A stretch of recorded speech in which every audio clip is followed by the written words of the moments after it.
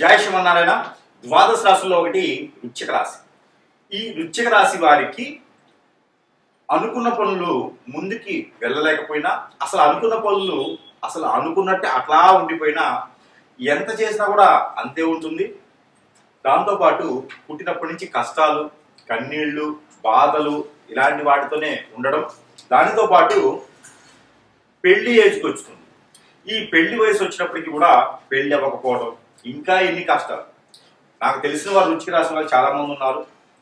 ఆ వృశ్చిక రాశి వాళ్ళు అందరూ బాగానే ఉన్నారు, నాకే ఎందుకు ఈ దారిద్రం అనేటువంటి వాళ్ళు చాలా మంది ఆలోచించుకుంటూ ఉంటారు. ముఖ్యంగా బాధలు, కష్టాలు రావడానికి చాలా కారణాలు ఉంటాయి. అయినా మీరు పుట్టిన తర్వాత ఎన్నో దానాలు, యజ్ఞాలు, యాగాలు, హోమాలు, గపాలు, జపాలు ఎన్నో చేస్తుంటారు. ఎన్నో స్నానాలు ఆచరించి ఉంటారు. ఎన్నో పుణ్యక్షేత్రాలు తిరిగి ఉంటారు. ఎందరి దేవుడికో మొక్కుని ఉంటారు, బట్టలు సమర్పించుంటారు, కళ్యాణాలు చేస్తుంటారు, హోమం యజ్ఞం చేస్తుంటారు. ఇలా చేసినప్పటికీ ఎన్నో మాలలు ధరించి ఉంటారు. అయినప్పటికీ కూడా మీకున్నటువంటి కష్టాలు పోవట్లేదు. అతను ఎవరో చెప్పారండి, నాకు మంచి దశ నడుస్తుంది, ఇప్పుడంతా బాగుంది అని. కానీ నేను ముందుకు వెళ్ళట్లా, అష్టదిబ్బందులు అయిపోయి ఉంటాను. ఏమవుతుంది అంటే, మనం చేసేటువంటి, మీరు పుట్టినప్పటి నుంచి కూడా చేసేటువంటి పూజలు కావచ్చు, యజ్ఞయాగ హోమ జపాలు కావచ్చు, దానాలు కావచ్చు, ఇవన్నీ కూడా సరైనటువంటి సమయంలో కానీ, సరైనటువంటి మనిషికి కానీ మీరు ఇవ్వట్లేదు. సరైనటువంటి గ్రహానికి లేదా మీ జాతక ప్రకారంగా ఏదైతే చేయాలో అది చేయట్లేదేమో. దానివల్లనేమో. మరొకటి, మీకు గోచార ప్రకారంగా కూడా చూచినట్లయితే కనుక చంద్రుడు, అంటే మీరు పుట్టినప్పుడు వృశ్చిక రాశిలో చంద్రుడు ఉంటారు. ఆ వృశ్చిక రాశిలోనే చంద్రుడితో పాటు రాహు ఉన్న, చంద్రుడితో పాటు కుజుడు ఉన్న, చంద్రుడితో పాటు కేతు ఉన్న, చంద్రుడితో పాటు శని ఉన్న వృశ్చిక రాశి. కాబట్టి ఈ యొక్క 5 గ్రహాలు మీకు అంతగా యోగించవు. ఇకపోతే ఇవే దశాంతరాలు ఉన్నా కూడా మీకు యోగించదు. కాబట్టి గ్రహాల యొక్క స్థితిగతులు మారిన ప్రతిసారి కూడాను మీకు ఆలోచన విధానం మారుతుంది, ఆచరణ మారుతుంది, చేసేటువంటి కర్మలు, క్రియల ప్రకారం కూడా వస్తుంది. మీలో ఎక్కువగా పితృదోషాలు బాధిస్తూ ఉంటాయి. దానికి తగ్గట్టుగా ఎన్నో రకాల క్రియలు చేస్తూ ఉంటారు. అయినప్పటికీ కూడా మీకు అనుకున్న పనులు ముందుకెళ్ళవు. కానీ ఒక పరిహారం ఉంటుంది. ఆ పరిహారం చేయడంతో మీకు అనుకున్న కార్యక్రమాలు ముందుకు వెళ్తూ ఉంటాయి. దానితో పాటు కూడా మీకు దశాబ్ద కాలానికి సరిపడేటువంటి పరిహారం. అది ఏమిటంటే, 1 గ్రాము బంగారం వేసి ఒక 10 నుంచి 50 గ్రాముల వరకైనా సరే సొంత డబ్బులతోనే చేయాలని సుమి గుర్తుపెట్టుకోండి. అప్పు తెచ్చి చేయకూడదు. 5 గ్రాముల నుంచి 50 గ్రాముల వరకు వెండి తీసుకొని, 1 గ్రాము బంగారం తీసుకొని ఒక కంచం చేయించండి. చేయించింది రెడీమేడ్ ఉంటాయి కదా పంతులు గారు అంటే, అలానే పర్లేదు, తీసుకోండి.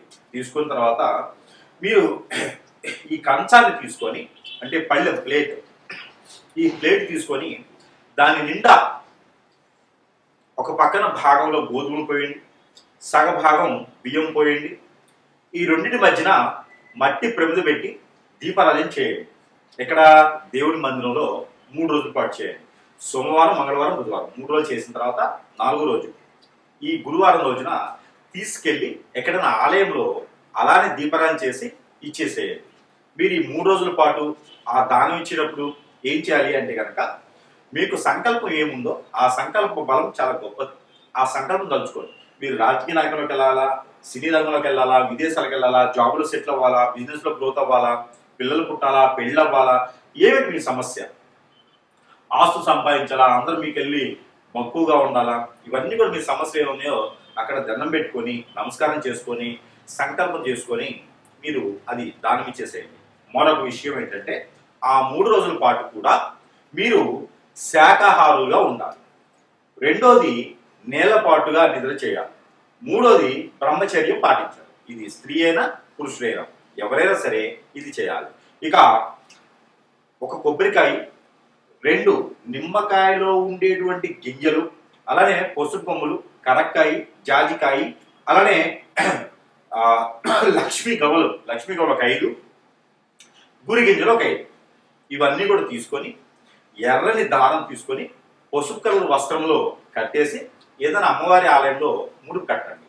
ఈ 2 చేయడంతో మీకు దశాబ్ద కాలం వరకు చేయవలసినటువంటి పరిహారం వెళ్ళిపోతుంది. ఇక తర్వాత మీకు ఇష్టం ఉండి చేసుకోవచ్చు, లేదా మీ ఇష్టం. ఆ పరిహారం 2 వలన మీకు అష్టైశ్వర్య ప్రాప్తి కలుగుతుంది. నరదిష్టి, నరఘోష దూరం అవుతుంది, పెళ్లిళ్ళు కాని వారికి కూడా పెళ్లిళ్ళు అవుతాయి, అలానే పెళ్లి అయి పిల్లలు పుట్టిన వారికి కూడా పిల్లలు పుడతారు, భార్యవతలు దూరమైన కూడా దగ్గర అవుతారు. ఇలా భార్య భర్తలు దూరమై దగ్గర అవుతున్నారు అంటే కనుక వెండి బకెట్, వెండి గిన్నె, వెండి బౌల్ ఏదైనా నీరు నిలవ ఉండేలా తీసుకొని అది ఆలయాల్లో దానం ఇవ్వండి, దాంట్లో కుంకుమ పోసి ఆలయంలో ఇచ్చేయండి. అలా చేయడం ద్వారా భార్యాభర్తలు విడిపోయినా కూడా కోర్టు వరకు వెళ్ళినటువంటి సమస్యలన్నీ కూడా ఇలా చిటికలో పటాపంచలైపోతాయి, అవన్నీ కూడా మళ్ళీ సానుకూల పడతాయి.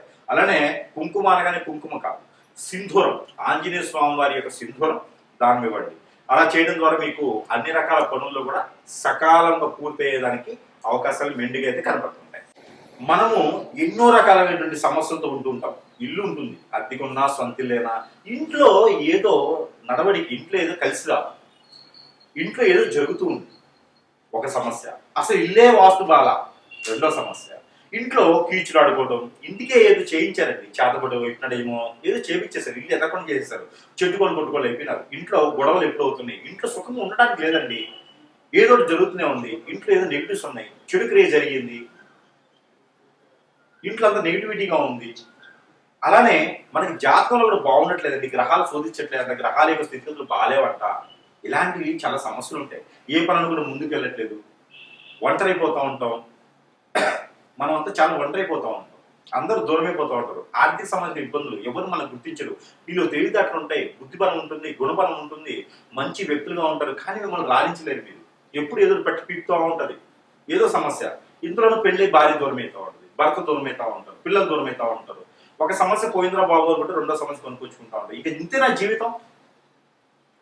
కొంతైనా ఉపశమనం కోసం కావాలి కదా మనకి. ఆ ఉపశమనం ఏంటంటే యంత్రం. ఈ యంత్రము లక్ష్మీ యంత్రం ఉంటుంది ఇందులో, కుబేర యంత్రం ఉంటుంది ఇందులో వాస్తు యంత్రం ఉంటుంది, ఇలా 9 రకాల యంత్రాలు ఉంటాయి ఇందులో. ఈ యంత్రం కనుక మన ఇంట్లో పెట్టుకున్నట్టయితే కనుక ఏ వాళ్ళకైనా పెట్టుకోవచ్చు, దేవుని మందిరంలో పెట్టుకోవచ్చు, దక్షిణ వాళ్ళకి, తూర్పు వాళ్ళకి, పనమర వాళ్ళకి, ఉత్తర వాళ్ళకి, ఏ వాళ్ళకైనా పెట్టుకోవచ్చు, హాల్లో పెట్టుకోవచ్చు, బెడ్రూమ్లో పెట్టుకోవచ్చు, పూజా మందిరంలో పెట్టుకోవచ్చు, కిచెన్లో పెట్టుకోవచ్చు, ఎక్కడైనా పెట్టుకోవచ్చు, డైనింగ్ హాల్లో పెట్టుకోవచ్చు. ఇది ఒక యంత్రాన్ని ఇంటి లోపల పక్కన పెట్టుకోవాలి, వాళ్ళు తెలియచుకోవాలి. ఈ యొక్క యంత్రము చాలా వాల్యూబుల్, ఇందులో మనం పూజించి మరీ ఇస్తున్నాం. ఇది మన ప్రేక్షకుల కోసము పూర్తిగా నా తరపు నుంచి ఉచితంగా ఇస్తున్నాను. ఈ యంత్రాన్ని పూర్తిగా ఉచితంగా మన ప్రేక్షకులందరూ బాగుండాలి, అందులో వారే ఉండాలి ఒక సంకల్పంతో, శుభ సంకల్పంతో ఈ యొక్క యంత్రాన్ని నేను పూర్తిగా ఉచితంగా ఇస్తున్నాను. ఎవరికైనా కావాలి అనుకుంటే, మీకు అన్ని రకాల సమస్యలు పోవాలనుకుంటే కొంచెమైన ఉపశమనం దొరుకుతుంది. కాబట్టి ఈ యంత్రాన్ని మీరు మన దగ్గర లభ్యపడుతుంది. మీకు మీ వద్దకు చేర్చేటువంటి రుసుములు మాత్రమే నేను తీసుకుంటున్నాను, అంటే దారి ఖర్చులకు మాత్రమే తీసుకుంటున్నాను తప్పితే యంత్రానికి మాత్రం డబ్బులు తీసుకోవట్లేదు, ఉచితంగా ఇస్తున్నాను. ఎవరికైనా కావాలంటే కూడా సంప్రదించండి. ఈ యంత్రంకి ధూప ద్వీప నైవేద్యం పెట్టినా పెట్టకపోయినా పర్వాలేదు, 3 రోజులు పెడితే చాలు. కాబట్టి ఈ యంత్రాన్ని ఎవరికైనా కావాలి అంటే కూడా ఫోన్ కాంటాక్ట్ ద్వారా యంత్రం పంపించడం జరుగుతుంది. కాబట్టి ఎవరికైనా కావాలంటే సంప్రదించండి. జై శ్రీమన్నారాయణ.